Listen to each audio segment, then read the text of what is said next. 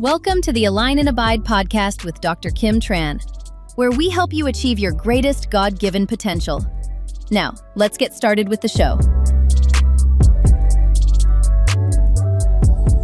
Hey, it's Dr. Kim Tran here. I host the Align and Abide podcast, where we explore ways to elevate your life through holistic health, wellness, personal development, and entrepreneurship. Together, we'll uncover how you can invest in your greatest asset, your health, and achieve your God-given potential. Past guests have included the Alzheimer's Association, the Jesus Heals Foundation, and OsteoStrong.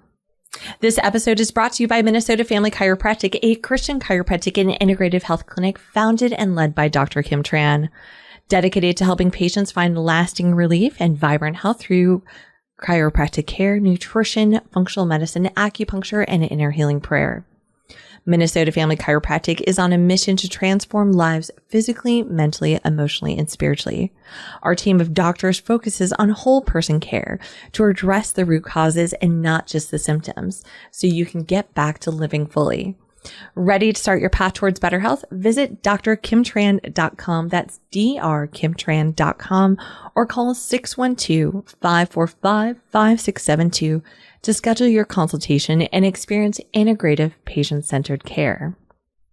Now, I am so excited to bring in today's guest and co-founder of the Vaccine Safety Council of Minnesota, Patti Carroll. I know we had Wayne on earlier, so It's so great that you guys are on air sharing your message. And I know it's so important, especially in Minnesota. Many parents are struggling with just being even informed about what's happening, not only in our own legislation, but just happening in our state, how they can be empowered with their own children as well. Well, we are really happy to have the opportunity to be here and to get the word out. So thank you. You're welcome. Now, how did you decide to get involved with vaccine safety? Like, what was your mission? Well, I was thrown into it. It's not, it wasn't a conscious decision. It was, my son was injured at the age of 4. He was sick at the time. He had been on like 3 rounds of antibiotics, and he had been kind of a sickly boy up until then. And I suspect he was probably vaccine injured already, but I didn't know anything about it. And I took him in for his 4-year checkup. And they just wheeled in this cart of vaccines and said, you know, he needs these shots today. And even though he was sick, like I said, on antibiotics, like 3 rounds, back to back to back. And they gave him vaccines for 7 different diseases. And he immediately developed a very high fever, was lethargic, almost like comatose, you know, for like 2 days. And I'm calling doctor, and they're like, they didn't know what to do. They said, you know, take him to the emergency room. So we went to the ER, and the doctor on call was an infectious disease specialist. And she said, you know, pretty much right away after examining him and hearing the story, was that it was a probable vaccine reaction. But she didn't know what to do about it. You know, they were like, okay, well, let's give him a shot of penicillin. And, you know, just in case, she had looked in his throat and thought that, you know, he might have strep. And I'm like, how could he have strep when he's been on antibiotics for, you know, a month and a half or whatever? But anyway, he, you know, he survived that experience, but he was really never the same after that. He regressed developmentally. He was diagnosed with autism 9 months later by the school district. And interestingly, we had taken him, we were living in Texas at the time, we had taken him to the top developmental pediatrician in the Fort Worth area when we first moved there, because he, like I said, he already had issues. She did like a full day workup and, you know, diagnosed him with developmental delay, failure to thrive, something else anyway, but not autism. Because that's kind of like, I was thinking, is he on the spectrum? It was so new at the time. I mean, nobody knew like what counted as autism and what didn't back then, you know. But she said, oh no, he does not have autism. He's way too social. So she sent us off to go see a geneticist and a neurologist and, you know, go through a battery of tests to try and determine like what it was that was causing his issues. And it was during that time that he got those shots. So he was diagnosed initially with autism by the school district, like I said, 9 months later. And it was after that that we went in for our follow-up with Dr. Mock. And then she said he has autism. So this doctor that had said a year prior, or maybe less than a year prior, this kid does not have autism. Now he does. So, you know, what happened in between those two things, you know, battery of vaccines. So, yeah, so that was the beginning. And I got involved with a group called Families for Effective Autism Treatment, the North Texas chapter. You know, just really spent the first few years working on trying to fix it, you know, trying to fix the problem. And, you know, we did everything, every kind of diet and therapy. And, you know, we ended up finding a really good autism doctor in Florida that we took him to, and, you know, ABA therapy in the home 28 hours a week. You know, just worked really hard to try to get him better and improve his level of functioning. And he did improve, and, you know, I learned a lot during that time. Then we moved back to Minnesota, and that's when I got involved, you know, more politically and became more active as far as, you know, trying to change the laws and whatnot. So we connected, or I connected with some groups here in Minnesota, chiropractors. There was this group that we called ourselves the, you know, Minnesota Vaccine Freedom Coalition, but it was a group of various organizations that all had that in common. And then it was through that we decided we were going to set up this organization that was specific to the vaccine issue. You know, everybody else was working on the broader health freedom issues. But for me, it was all about vaccines. You know, that was the thing that I knew. That's what hurt my child. And that's what I wanted to focus on. So, Jennifer Larson, Wayne Rohde, and myself were the three founders of the organization. And we all have vaccine injured children about the same age, similar in age. You know, they've all kind of followed their own path to, you know, recovery or non-recovery. They're all, you know, at different stages in their lives right now. But that's what got me into it. Yeah. So, no, that's amazing. But now, did you actually go through any of the things with the vaccine courts, or did you go through the VAERS system to report all of the stuff that was happening? Interesting. The injury, even though the ER doctor said it was a probable vaccine reaction, she did not report it, nor did the pediatrician or any of the doctors or specialists that saw him after that. I ended up reporting it to VAERS like 15 years later, just to, you know, basically get it on record. But yeah, we did file a claim in the NVICP, and yeah, I can tell you more about that. Yeah, absolutely. And coming up, we're going to be talking about what would you do if your child is vaccine injured? What are the options for you as far as getting into the VAERS system, going through some other options as well. And if you're looking for more information coming up, you can go to the Vaccine Safety Council, Minnesota.org. Hey, it's Dr. Kim Tran, and I'm back with Patti Carroll of the Vaccine Safety Council of Minnesota. And for those of you that are in Minnesota or nearby here, there is a special talk coming up from attorney Aaron Siri, author of Vaccines, Amen. So if you're looking for more information, and I know many of you have been listening to me and wondering, okay, Doc, I hear that you want us to be more informed. one of the greatest things that we have is Aaron's coming up on a Thursday, August 27th at 5:30 p.m. He's going to be speaking at the Minneapolis Marriott West in St. Louis Park. And you can go on to the Vaccine Safety Council, Minnesota.org to actually register. And I would encourage you to invite your friends, invite anyone else that you know, and especially those that might have a child that's already vaccine injured, or perhaps you've noticed with your own grandkids that something is wrong. The more informed we are, the better. And I know, Patti, this is like a big thing for you because you got into all this because your child was vaccine injured. Right. And it's not that you woke up one day and you're like, let me talk about vaccines. Right. That would not have been my choice of passions to spend 25 years on. Yeah. Well, so now your child is how old? He will be 30 in March. Yes. Now, was that your first one? He was. He was your first Yes. one.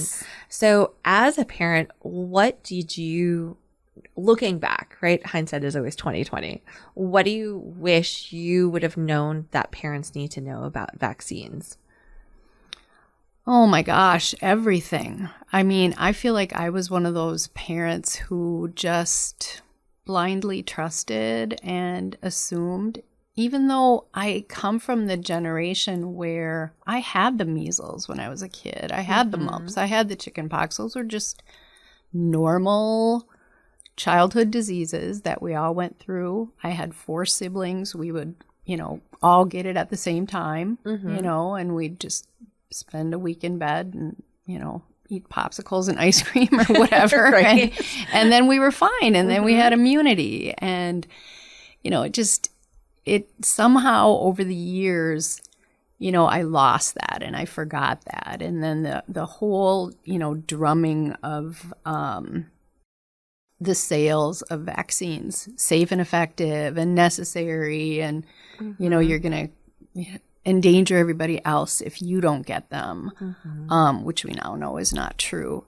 I ended up falling for it. And, having a baby, as you know, it's just like you want to protect that child as best you can. And when you've got doctors that you think know what they're talking about, telling you that your baby needs all these vaccines, you're going to do it. So, I guess what I would say is just don't blindly trust the medical establishment or the media. That's what I would say to young parents right now. Do your own research, because there are a lot of people that have, been doing that research, and mainly because they have children who were harmed. So they started doing the research, and, we are trying to just make sure that people educate themselves and realize that there are dangers to vaccines. And when it happens to you, you're basically on your own. There's no recourse. There's no, the vaccine makers have no liability. You certainly can file a claim in the NVICP like I did for my son. But, those are less than 1% are compensated. And even the compensation is Minimal. paltry. Yeah. Yeah. Compared to like the treatment that you actually will need from Right. somebody else too. Well, and I remind people of this too, is that, back in 1986, when the U.S. Congress passed a thing stating that the vaccine manufacturers are not liable for vaccine injuries. So imagine that's compared to when we looked back before the 1980s. I mean, we had maybe just a few vaccines recommended. Yes. Compared to now, it was like 80 something plus coming up for recommended vaccines. But people like to use the words, and I find this very interesting, recommended versus required. Like many times people in our school system still think that vaccines are required to send your child to school. But as we were talking about this, Minnesota is one of the states that we still have religious conscientious exemption and medical exemptions for vaccines. So you do not have to vaccinate your child to get them into school, to get through college. Right. Like, that is an important thing to remember. Now, Minnesota has been trying to pass. Very much. Very trying to much. pass. Yeah. And one slipped through last year. I was talking about it last year on air. And many times people think, well, if it doesn't apply to me, it's okay. Right. They passed through a law last year stating that, well, if you can go through a daycare provider, if you don't follow the mandated recommendations for vaccines, they can just say, we're not going to allow your kids in daycare. Right. They are allowing daycare providers to now discriminate against non-vaccinated or under-vaccinated, in their opinion, children. Yeah. And that statute is actually part of the school statute. You know, we have the same thing for daycares in Minnesota. So what do parents do? Yeah. When, you know, even if you wanted to wait until your child's immune system was a little bit stronger before you gave them some vaccines and you wanted to space them out or whatever, wait till they're 4 or, you know, you can't do that when you put your child in daycare anymore. I mean, some daycares will still accept non-vaccinated children, but they now are free to discriminate if they want to. Yeah. And it's interesting. So we always talk about discrimination, but then even last year they were trying to even take out of our discrimination policy, even like religion, or right. And I would encourage each and every one of you have to be informed about what's happening in our state. They've been trying to do omnibus bills. It's really fortunate because the last law did not go through when they were trying to mandate the MMR vaccine. Yep. And many parents are unaware of this. And I would say this as well. Many medical doctors have no idea what's in all of the vaccines. Very few have an idea. Yeah. So they're just hearing it now. And when I say this, I know that every single doctor goes to become a doctor to help people to the best of their ability. Now, we've got medical schools that are inundated by vaccine manufacturers, medications. And now what you're seeing is we've got more people on medications than ever before. We were just talking about this. I had a mom who came up to me because her daughter, 13 years old, has not been able to attend school because she can't even get herself out of bed since last November. And she's like, we've been through neurologists. They're saying that she has POTS. And it's interesting. I've run into this same problem multiple patients over already this year. Not even just teenagers, but now as adults, where they're mentioning headaches, exhaustion, racing heart rate. They have the inability. And I think about this. I'm like, how many vaccine injuries are causing this? They come in, they get care, and then all of a sudden their bodies can calm back down, but their nervous systems were just on fire. Yep. It's rampant. It's so rampant. It really is. I mean, and not even just among the young, but like teenagers and younger even, like you said, where they are neurologically damaged in some way. And then the POTS is unbelievable how that has exploded just over the, really mainly since COVID. I feel like that's when I first heard of it. But now it seems like every young person has got something. And I mean, I've been running into more kids with like 6 or 10 medications, and people think that's normal. Like they're on anxiety. What they don't realize is vaccine injuries cause the anxiety, depression, suicidal thoughts. It causes heart issues. We're talking, so if you have like that fluttering heart or complete exhaustion, there's neurological disorders that come along with it. I mean, that's a huge difference of what we're seeing. And all of these numbers have been exploding more, but I also think that has to do with and I know you would agree with this, is the amount of vaccines getting pushed at children, babies, children, and teenagers, young adults. And they're the ones getting fed into it right now. If you don't know this as a parent or as a grandparent, your children and your grandchildren are getting inundated on Facebook, Instagram, TikTok by all of the vaccine manufacturers. They're getting it.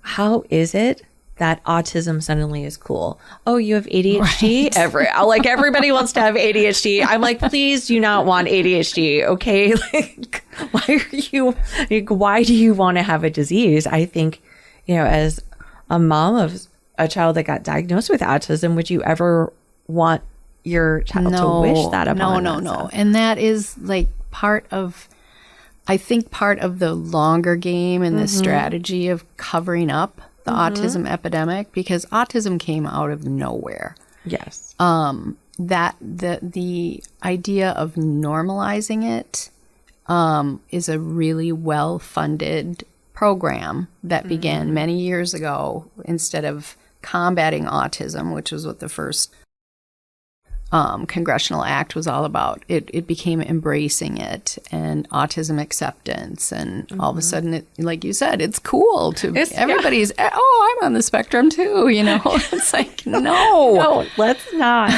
So coming up, we're going to be talking about if you are a parent or grandparent with a vaccine injured child, or perhaps that's you. Find out with more resources at vaccinesafetycouncil.minnesota.org. Hey, it's Dr. Kim Tran, and I'm back with Patti Carroll of the Vaccine Safety Council of Minnesota. And for those of you that are out there listening and you're thinking, okay, where else can I go for resources? You can go to the Vaccine Safety Council, Minnesota.org. They have a lot of other resources, great books for you to read as well. You can also find out about some of the ingredients in vaccines. It's actually one of the major handouts I actually give in my office as well. But the other thing is attorney Aaron Siri is going to be coming into town, hosted by the Vaccine Safety Council of Minnesota on a Thursday, August 27th at 5:30 p.m. And this is a great opportunity for you to become informed about the research or lack of research behind vaccines that they're pushing towards your children. And many of the doctors know this, or hospitals. Insurance companies actually give them bonuses when they get more people vaccinated. Yep. Which seems the irony of things, because it's actually making people more sick. Right? Yes.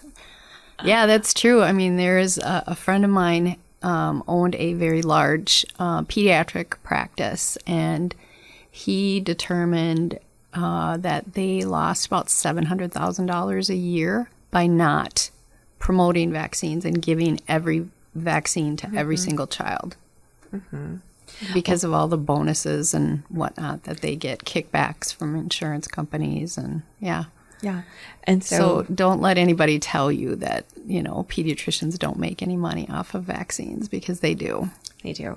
Well, and that including is they actually, I've heard this from different parents more recently, even just throughout the years, their doctors actually kick them out of the office if they will not get the vaccines. Yeah, that happened to me. Yeah, because after my son was injured, that was at his 4-year vaccines, and he has a sister who is 18 months younger than he is, and took her in for her 4-year checkup. And interesting story. The doctor looked in her throat and said, "Oh, it's a little red. Strep's been going around. We should give her a strep test." And I'm like, okay, because she was the kind of kid who was just always really sturdy, and if she was sick, she just didn't act sick. But before they did that, they wheeled in the cart with all the vaccines, the same 7 vaccines that her brother had gotten 2 years prior. And I said, "I don't think we're going to do that." And she's like, "Well, you have to." And I'm like, "No, we don't. Why don't we test her titers? Because these are all boosters. Yes. Why don't we find out if she even needs these?" "Oh, we don't do that, whatever.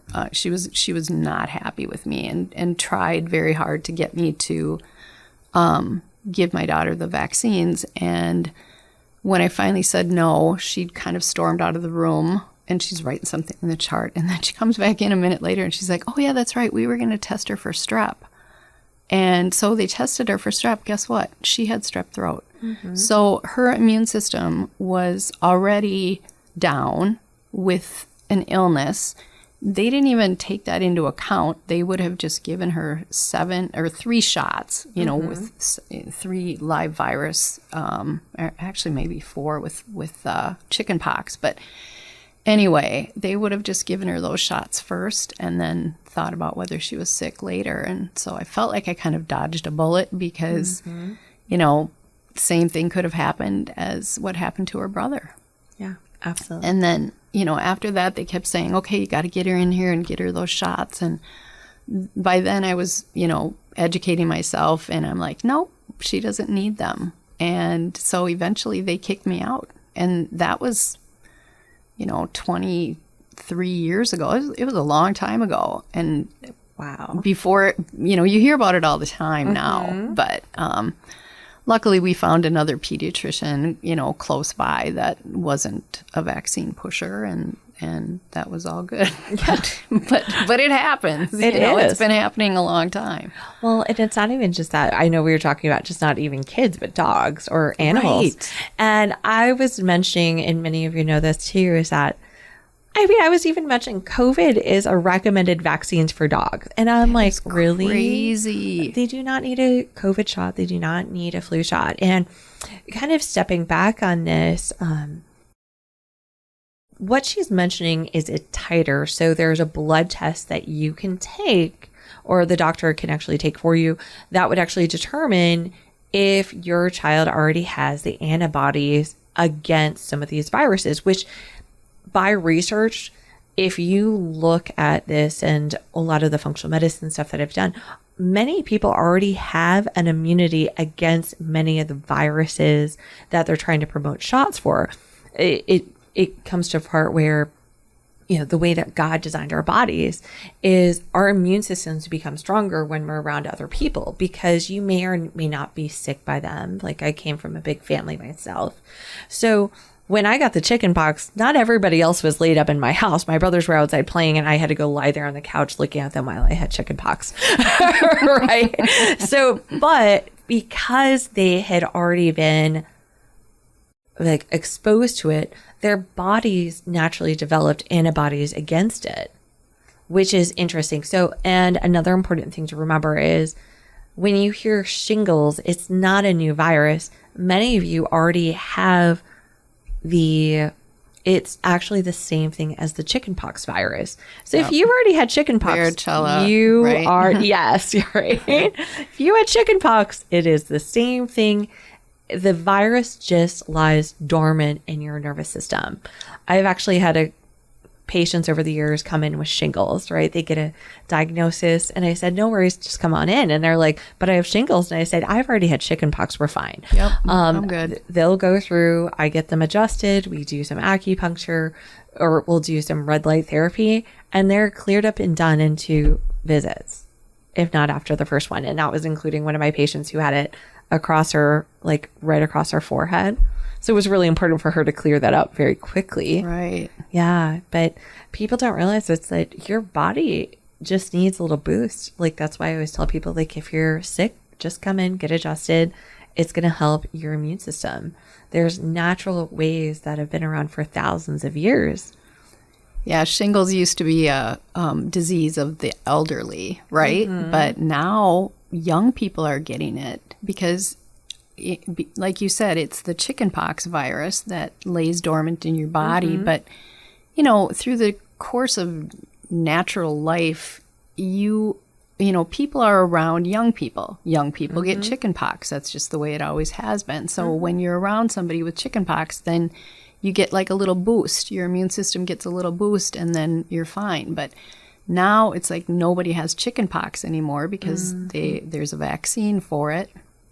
So you're not exposed. Your body does not get that immune boost that it needs, mm-hmm. and then it manifests itself in shingles, mm-hmm. which, I've heard is very painful and everything. But I don't know. I know we're getting off track, but I have no idea what a vaccine for shingles would even do. Well, what you're doing is now you're giving yourself another you're giving another blast of a virus into your system. And part of that is what people don't understand is many of you already have the immunity to a lot of these things. Just over the years, things have been immune. But when you're looking at mercury that's contained into vaccines, now we're seeing this rise, and many of us are against abortion.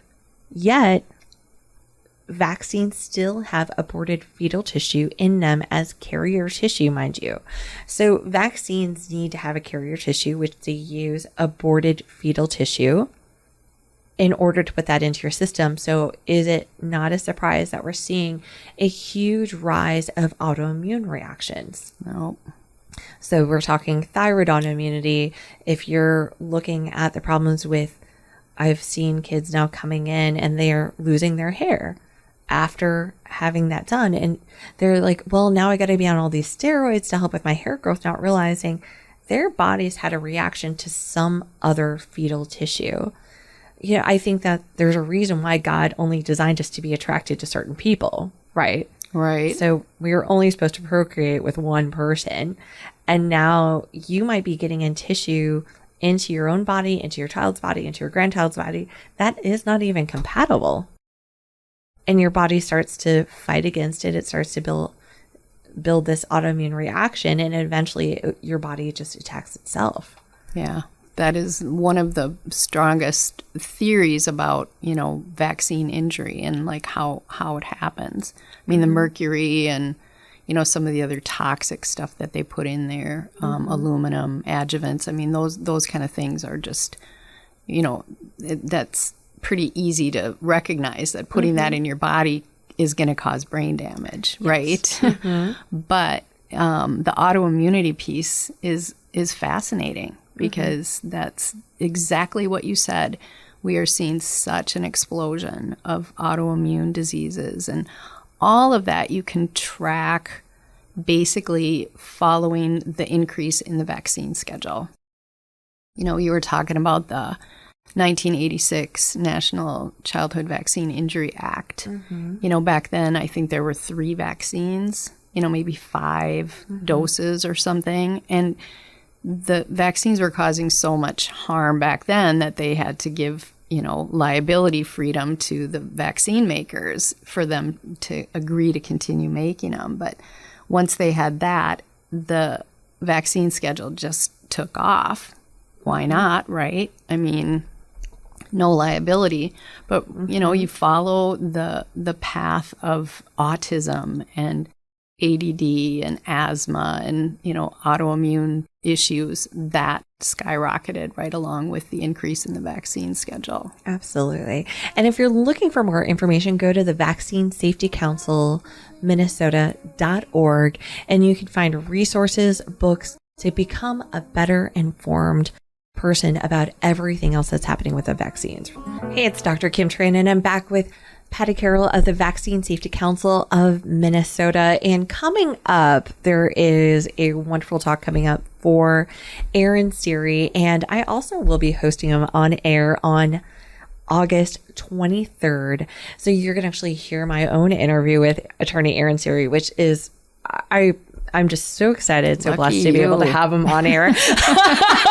Yes. I was just talking to somebody else about that over the weekend. I was like, can you believe it? You and Joe Rogan, right? Exactly.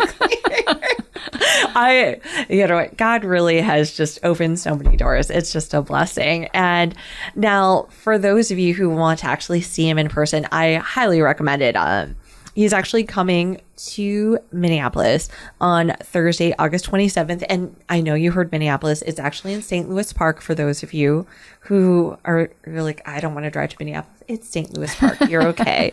Right? Outskirts. And I know, Patti, you had something else special for everyone that's attending. Yes. Every person who comes to the presentation will get a free copy of Aaron's book. And this is an amazing book. Vaccines, Amen is kind of a joke about, it's not a faith-based book. It's a joke about how vaccines have become almost a faith, a religious, thing for people. the way they trust. But there's so much information in this book. And if you get there we're going to open the doors at 4. So if you get there early, Aaron will be there and will be able to sign books until the presentation starts at 5:30. So that is included in your admission. The other thing I wanted to mention is that Aaron actually provided copies of this book to every elected official in the United States, including all of our Minnesota legislators. Mm-hmm. So he shipped the books to us, and we are trying to get constituents to talk to their legislators or their candidates, have a meeting with them, mm-hmm. deliver the book, and hopefully they'll read it and, follow up with them afterward and see what they thought. The bottom line is we are trying to find legislators who are willing to stand with us when it comes to freedom and not supporting mandates of any kind. And I think when you read this book, we have a ton of legislators coming to the event too already. So we're also inviting any legislator or candidate to come for free, because we want you to hear this message, because it's so important that you know what you're doing when you try to take away people's rights to choose. Absolutely. It could be devastating. So, well, and if many of you have not ever reached out to your legislator, especially I've personally reached out to some of our legislators, and some of the things that they have said back to me, they're like, well, everybody should just get it. Like, you're endangering the public with vaccines. And I think we need to make sure that they are informed. Yeah. If you are trying to push through laws that are affecting myself, kids, patients, our future generations, then we want to make sure that our state senators, that our representatives are actually informed about what is true about vaccines. Exactly. If they can't make an informed decision, and I was talking about this with a young graduate, and I said, you do know that even in the States, there's propaganda, right? And she is like, well, I hope so. She is like, well, what's your definition of propaganda? And I said, I know you learned about it in high school. And to think that we're not getting programmed, just like we were talking about, our kids, if you are not aware of this, your child is getting programmed to get vaccines. They're getting programmed to get medication. They're programmed to think ADHD is cool, that autism is cool, that, oh, it's just cool. I just am on anxiety drugs or depression drugs. Everybody is. And I'm like, no, they're not. Nope. No, they're not. And, my biggest drive for even just being involved with all this is over 70% of the U.S. population is on at least one medication, kids included.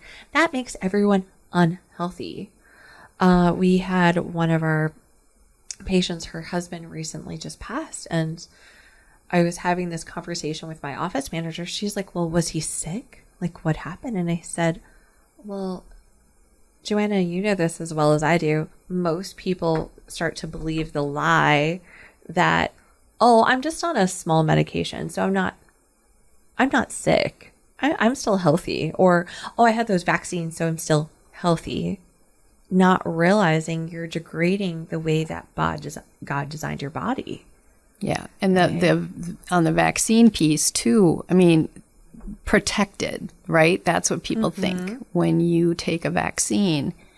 That's what initially they were designed to do, is to create immunity so that you would not get the disease. But one of the things that Aaron was able to uncover through one of his Freedom of Information Act requests with the FDA is that the FDA had to admit that they do not require vaccines to prove that they even prevent the disease in question, much less prevent you from transmitting the disease before they will license it.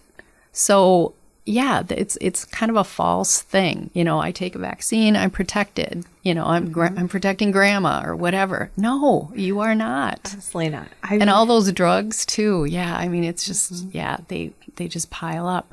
Let's take a drug to fix the side effect from the first drug, and so on and so on. I was talking about this with someone else too, is that many people don't realize is, like, if you want to know how healthy you are, try to get life insurance on your child. Try to get life insurance on yourself, because if they find out that your child had racing hearts, that's had a symptom of POTS, if they already have a heart problem going on, they will not insure your child. Wow, I did not know that. Yeah, so I was talking about that with another parent. I was like, oh yeah, you could get them like life insurance. They were denied on the spot because the child was given ADHD meds. They had a racing heart. So, and that was when the child was 8, by the way. Wow. And they were like, no, that's a risk that we don't want to take, because what they're seeing is because of the increase in vaccine usage, that the lifespan is decreasing. There are younger people dying early. And what we used to call sudden infant death syndrome, which is actually a side effect of vaccines, now they are calling it sudden adult death syndrome. Yes. I saw that. I'm like, give me a break. And people don't realize it's to cover up vaccine injuries. Okay, so suddenly it's a sudden adult death syndrome where you go to sleep in your 20s and 30s and all of a sudden you're out. And they can't think of anything else that, they can't identify what it is, or maybe they can, but they just don't want to say what it is. So they give it this vague, unexplained death. It's SIDS, when it was, invented, that phrase was coined in like 40 years ago or whatever. It was just like, okay, yeah, it happens. Babies die. Sometimes they suffocate or whatever, but that skyrocketed also along with the vaccine increase. And, like something like 80% or more of SIDS deaths happen within a couple days of a round of vaccines. You'd think by now, after 40 years, that they would have narrowed it down or done some studies and, figured out what could be causing it so that it's not this, blanket diagnosis. But no, it's just too easy to brush it off that way. I can't believe they're doing it with adults. Yes. Oh my gosh. Well, and it's so important as a pregnant mom, and I encourage all of my pregnant moms to remember that vaccines while you're pregnant are not safe for your child. I feel so bad for the moms who became the test subjects that were pregnant with their children to test the COVID vaccines. And that study showed that they were aborting their children were getting aborted. Their pregnancies stopped early, that there were children that were born dead. And I feel for those mothers, but I encourage every single expecting parent to make sure they do not receive any vaccines. Not that I could give you medical advice. I'm just encouraging you on that. Okay. Here's my point. And if you are looking for more information coming up, we would love for you to come out to see attorney Aaron Siri on Thursday, August 27th. Find out more at the Vaccine Safety Council of Minnesota.org. Thanks for listening to the Align and Abide podcast. We'll see you again next time, and be sure to click subscribe to get future episodes.